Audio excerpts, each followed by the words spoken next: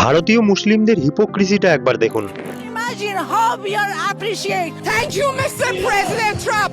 God bless you. Trump kill Khamenei. I'm so happy. Thanks, Trump. Thanks, Trump.